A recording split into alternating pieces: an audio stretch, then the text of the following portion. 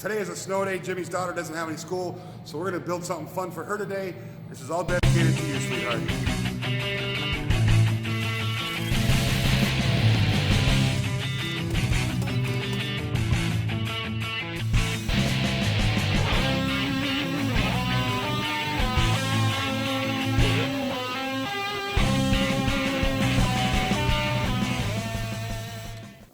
Welcome back, everyone. So, I've taken a few months off to set up the new shop, deal with some family stuff, but we're back and we have some crazy cool projects planned for this year. And we're going to kick it off with a fun winter project for the kids. Now, this is basically just a hose reel that we're building. So I started with these 4 center components and then 4 stretchers that go across them. Now, I glued them in, tacked them in place, and then came back and added 2.5-inch screws that to go through the center or through the stretcher into the center brace. This is going to hold everything together. Now there's going to be some stresses on this because we're going to pull a 200-foot rope with it. Now after I build the center section, I need to put caps on each end, so basically the rope doesn't come off the reel. So I just used some all thread to center everything out and then screwed them in 4 places. And now we need to add the axle to this. Now the axle has to be able to secure to that center reel, so when we're pulling a lot with all those pressures on it, we don't get it doesn't spin freely. So to do that, I just took some piece of metal stock, flat stock, and I drill a 1/2-inch hole, which is the same size as the all thread that we put through the body of the reel.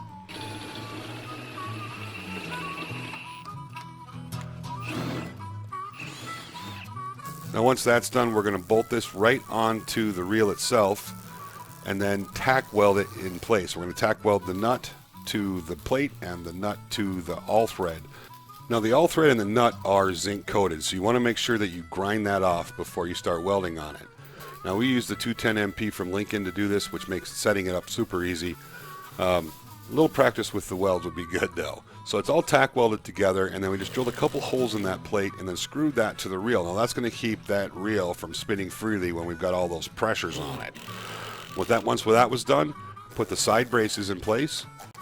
I want to mention, if you don't have a welder, you can still make one of these. You just have to use a 1/2-inch flange and then jam nut it onto the axle or to the all thread, and that would do just as well as using the welder. We had the welder and some scrap steel, so it was just easier to do it that way. And then we added a base to that to secure everything together. Now we needed a way to mount this to something, and we're going to use a tree. We're going to actually ratchet strap this to a tree.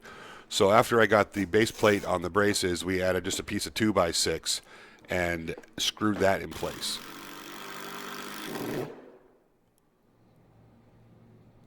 Now that's pretty much it. From here, we just added a drill, threw some rope on it, and took it outside to see how it would go.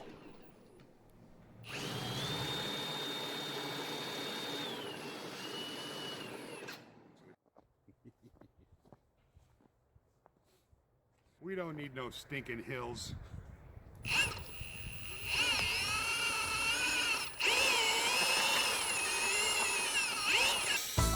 Needless to say, this build was an absolute hit. She absolutely loved it, and it was a lot of fun. I do want to mention you can use pretty much any 18-volt drill depending on the diameter of the spindle. Now, the larger the spindle, the more power you're going to need. We used the M18 right angle drill from Milwaukee, and that did wonderful. You want to do it again? You want it to go faster? All right, we'll try. But if you wanted to use a different drill, just remember, make the diameter of the spindle smaller, and it requires less torque to do the pulling. Of course, it'll be a little bit slower. Now this will work for summertime too, just a 4-wheel red wagon or something along those lines, and it would be a lot of fun. Now, if you're not following me on Instagram, please head over there and check me out. I've been posting on there regularly for the last couple of months, so I can keep some content up and people see what's going on in the shop. And you'll find links below. Thanks for watching today, folks. I hope you come back for more wild and crazy builds. We got a lot of fun coming.